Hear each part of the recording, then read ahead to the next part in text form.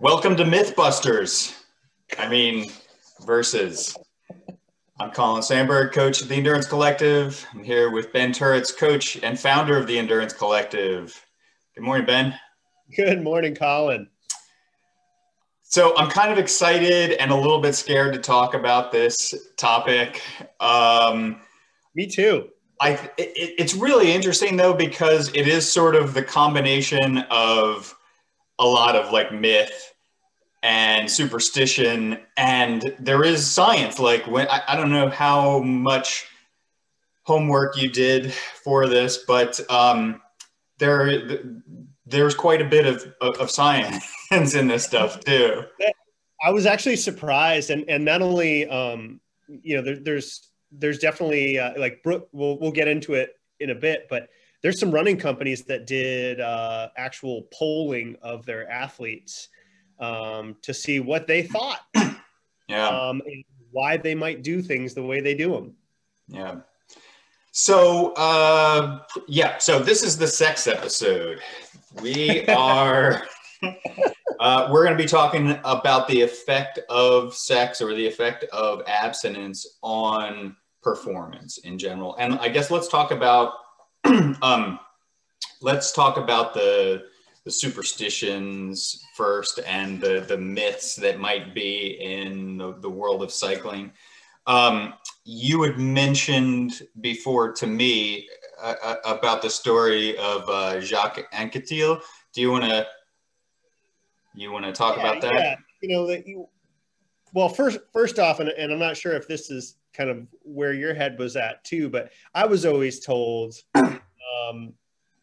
that sex the night before a race was not a good idea. Yeah.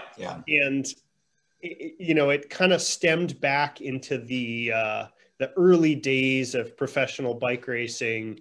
I want to say the Anquetil Poulidor rivalry was in the 60s. Late 50s, early 60s, I think. Yeah, 60s. And at the Tour de France, as legend goes, Raymond Poulidor lived as a monk. Night of the race, he went to bed early, did not partake in any extraneous activities, while Jacques Anquetil was out with the champagne and the ladies and having a good old time every night. And it seemed to work out pretty well for him. He won. Of course, he was also on a bunch of performance-enhancing drugs. Yeah, there was that too. But if we were to compare, Brady to Manning, Anquetil was more Brady than Manning. Yeah. Okay. And then I think of the story of Greg LeMond, where I don't know if there's a fairly recent book that came out called The Comeback. No pun intended. But it talks about this, and it's a famous story where he was a young professional in Europe, and his wife Kathy had moved to Europe with him, newly married, and she wasn't allowed in the hotel room. It was like, no girls allowed. I think Sean Kelly was a big proponent of the no women allowed on tour, being kind of the old school guy that he was. Yeah. And LeMond was a groundbreaker. Yeah, and I think eventually they were like, okay, if he's winning, it doesn't matter. Who cares? No science. You're winning the Tour de France, you can make your own rules. Right, exactly. So I guess this idea, that this notion comes from the idea that you're going to perform better if you are a little frustrated. Yeah, I think there's some of that, and just the old-fashioned, energy is expended during sexual contact. Why expend that energy when you could just be lying in bed watching TV? Yeah, and I had a teammate who had what he called the Wednesday rule. I'm not going to name any names here, but the Wednesday rule was like no sex after Wednesday. And you know, we've been friends for a while, and he's, I think, had a few girlfriends who were a little upset about this rule. Well, you know, I think that scientifically falls into the category with like not eating uncooked vegetables before the night before a race, because, you know, it's going to take its toll on your digestive system and things like that. You know, it's yeah, no, you're not supposed to shower the day of the. Can't shave your legs. Can't shave your, yeah. There's all sorts of stuff. But do you know of any scientific studies that might either validate this or invalidate it? So I've looked at a few over the past week, and actually it looks like more often than not, having sex the night before a race has the opposite effect. You know, meaning a positive. Yeah, it has a positive performance result. Yeah.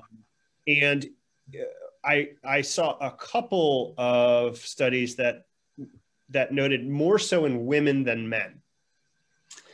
Right. Yeah, that's an interesting one, and I guess we can get to that now. Sort of skipping ahead in my notes, but that was an interesting question too, like whether this might affect men and women in different ways. And I think of a female athlete I used to coach who had been a collegiate rower, and the night before a big meet, her coach would say, "All right, girls, you need to go out and get laid tonight."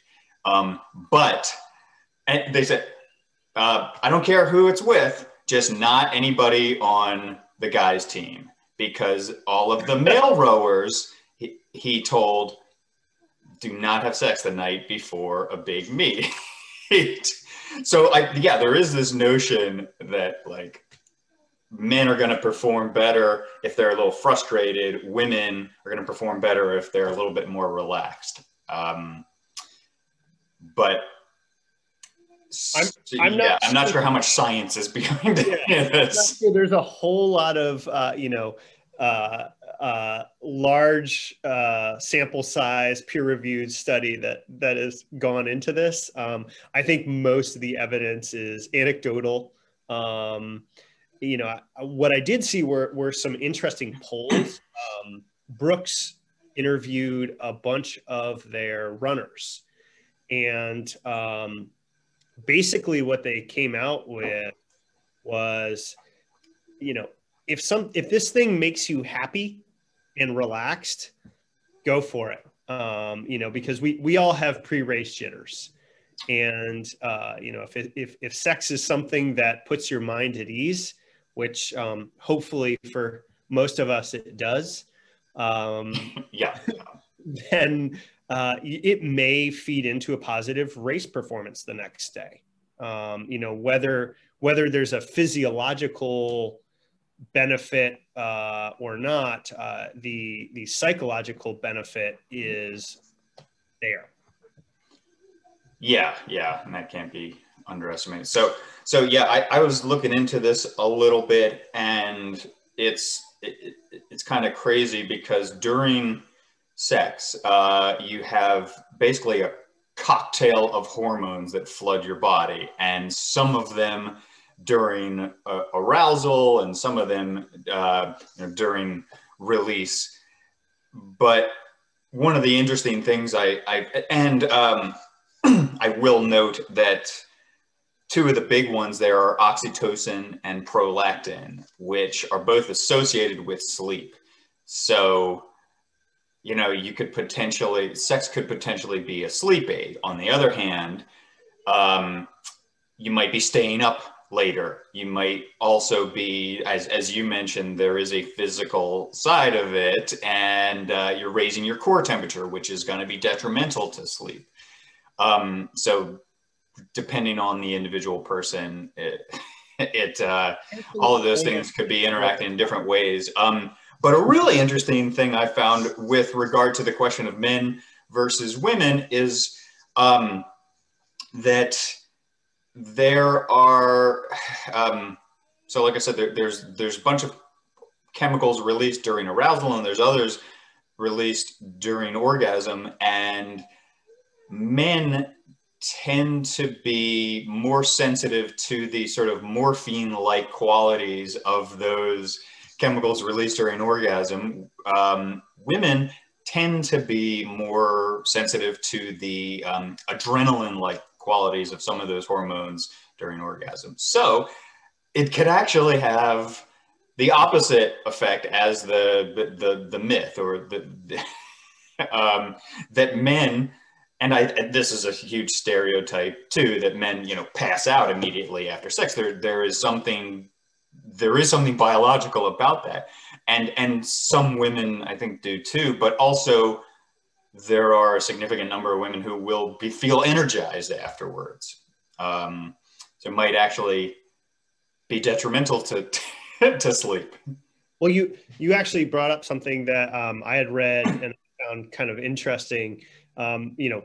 You're raising the body's core temperature, you're flooding it with hormones, and you're doing some of the things to the body that you do perhaps the day before when you go out and you do your leg openers. Yeah. You warm the body up, you prepare it for competition. I was thinking, man, can I do this instead of my openers? Yeah. Like carefully timed sexual contact midday, which allows for early bedtime. Seems like, I can just skip the energy expenditures of some sprints and a little bit of sweet spot. Yeah. Will it be a turn on for your wife when she hears you're part of a science experiment? Well, unfortunately, we weren't able to do a whole lot of field testing this week. Right. So I think we've talked about sex primarily like the night before, and it being a sleep aid. But I think there's more to it than that. And what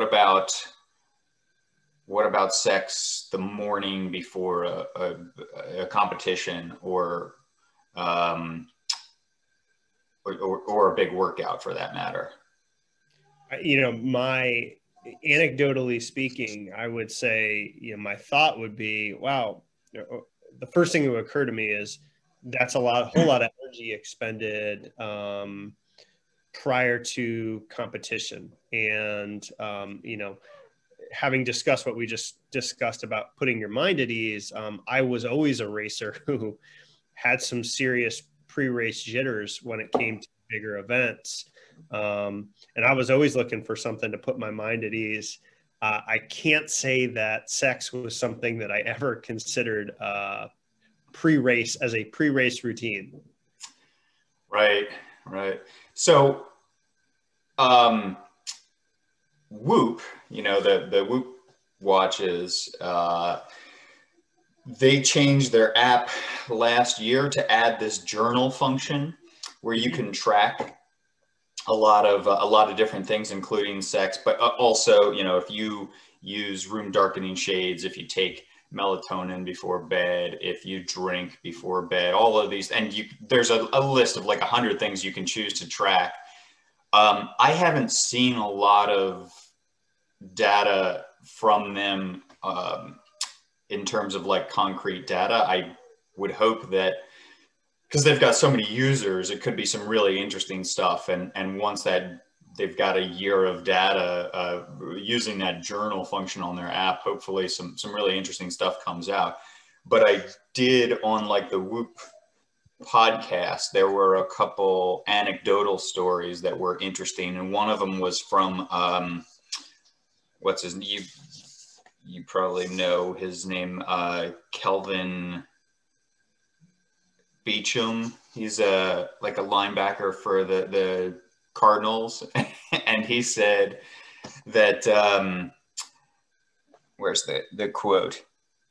That he's had some of his best workouts after making love with his wife in the morning. And I think his quote was, "It's almost like it primes your body for strain." Mm-hmm. I think is an interesting thing. Also anecdotally, and this is again from a former teammate, not naming any names, but not the Wednesday rule guy. His part of his pre-race routine was he would go into the porta-john at the race and pleasure himself, but not to completion before the race.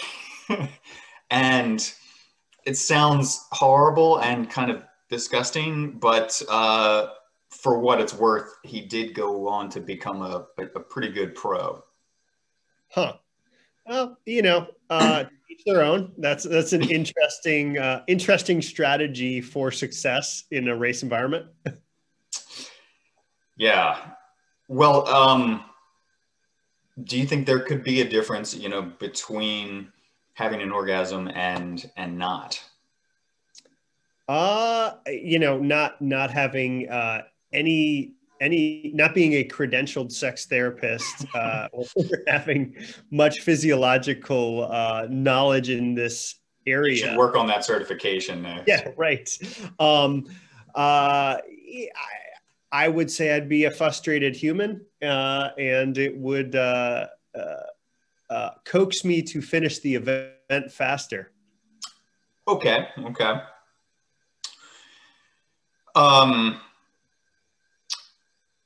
And how about, do you think masturbation versus sex, there would be any difference? I mean, ultimately same result, right? Yeah. I mean, physiologically, you're getting the same hormonal release, I would guess. I actually found some evidence to the contrary, but I'll Okay. More research needed. Yeah. Well, that is another thing you can track on the Whoop journal for what that's worth. So maybe some information will be coming out with that, and in terms of a correlation over time. Be interesting to see. But yeah, I did, and this kind of surprised me to read, but apparently prolactin, which is one of the chemicals released during sex, it is 4 times greater during with a sex orgasm versus a masturbatory orgasm. So the sleep, the morphine-like qualities of some of those chemicals might be higher with actual sex. Which, if you're one of the people who can't get to bed because of pre-race jitters, that's a powerful tool, right? I could certainly see the benefit of that. I kind of see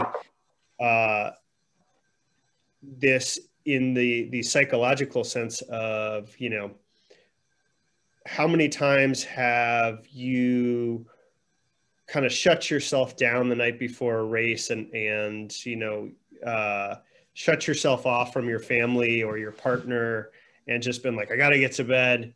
I gotta do my routine and go to sleep. And speaking from experience, I've definitely, maybe neglected my partner because I wanted to go to sleep. And I think the positive effects of making time for your partner and engaging with them the night before a race can, and maybe not necessarily sexually, but just intimately, can lead to positive psychological benefits, going to sleep, maybe in a better headspace, waking up in a better headspace. I can speak from experience that I've gone to bed in a bad place and woken up in a not great place because I, skipped out on some things maybe I should have made time for. I think we're talking about sex, but also intimacy is a really important part of that needs to, it would be a good idea not to neglect it all the time. And in the modern world where it's okay to talk about these things and not taboo, well, maybe it is, but we're addressing it, and I think people should address it. For me, I feel like it would be beneficial to, let that go at this point in my career and life, and embrace partnership instead of, I think racers come off sometimes as pretty selfish people, and they have to be. There's a level of selfishness that has to be a part of being a good athlete. And, that feeds into both intimacy and sexuality, I think. Yeah, and you can bring a lot of other things too. I mean, just general health. Yep. Yeah. Whether we're talking about, being a strong and resilient person physically, doing workouts off the bike in order to have a little bit more balance, having healthy friendships and relationships in your life, and being happy in your job. I definitely think when I was younger, I had this notion that those things were juxtaposed, and you had to be really single-minded to be a successful athlete. And as I've gotten older, I really feel like those aren't in conflict with each other all the time. I mean, surely there are days when you need to neglect one thing or the other, and hopefully, you are attentive enough at work and with your relationships and, with your partner, that you can, that there's understanding if you're not at your best every single day. But if it's a chronic thing, it's not, that lack of balance is just, it's not going to help anything. It's not going to help your performance in the long run. Well, and I think that's really off balance. Yeah, the word you just brought up, balance, is the most important part of all of this, I think. And we took on this topic because it's a topic that, in our world is not discussed so much, and there's myth and legend behind it. And we were brought up in the old school one way, and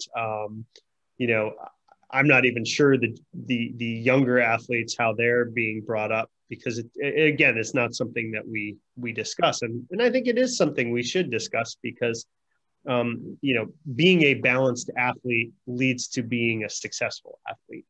And this is part of that. Yeah. Yeah. Being serious about it. Yeah. Yeah, for sure. Okay. Bonus question. Yeah. Ugliest cycling kit of all time. Ugliest cycling kit of all time. Okay. The one that comes immediately to mind is the Fuji Servetto team kit from like the late aughts, maybe. It's like, you think people essentially look naked? Those were gold, right? Yeah. Gold and tan. Yeah, they look like flesh color almost. Yeah. Those new Cannondale kits that came out like at the end of this year with the cartoon things on it. Yeah, I think they just look stupid. Yeah. Yeah. What about you? Ooh, I mean, this is interesting because there's some of these kits that, like, some people will say are the ugliest of all time, and other people think are really unique. The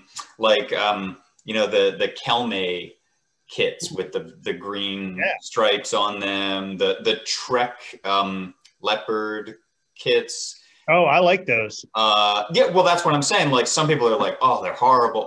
Rock Racing. That was pretty bad.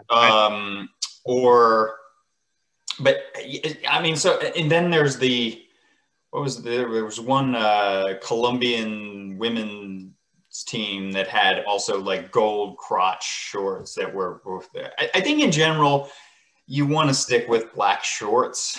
I agree there. Yeah. Whenever you get into the lighter colors.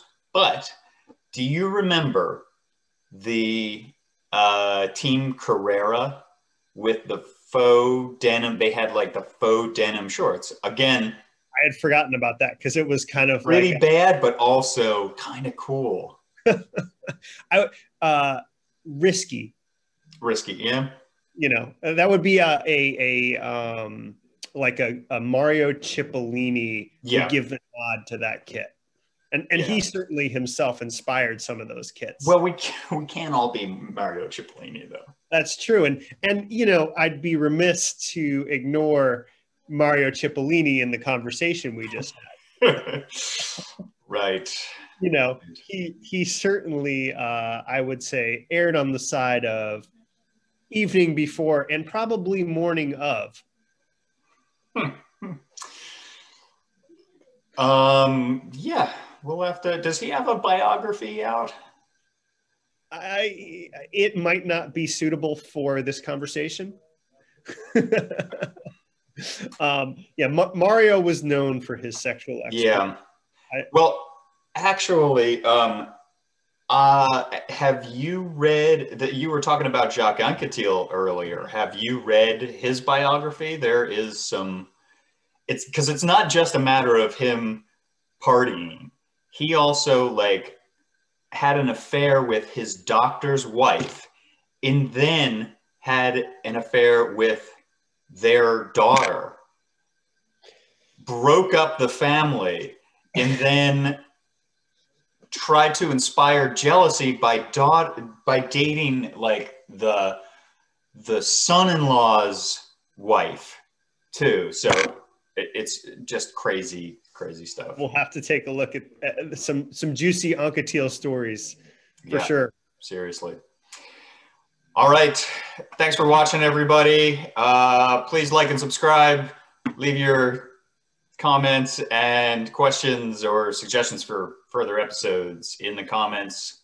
See you next time.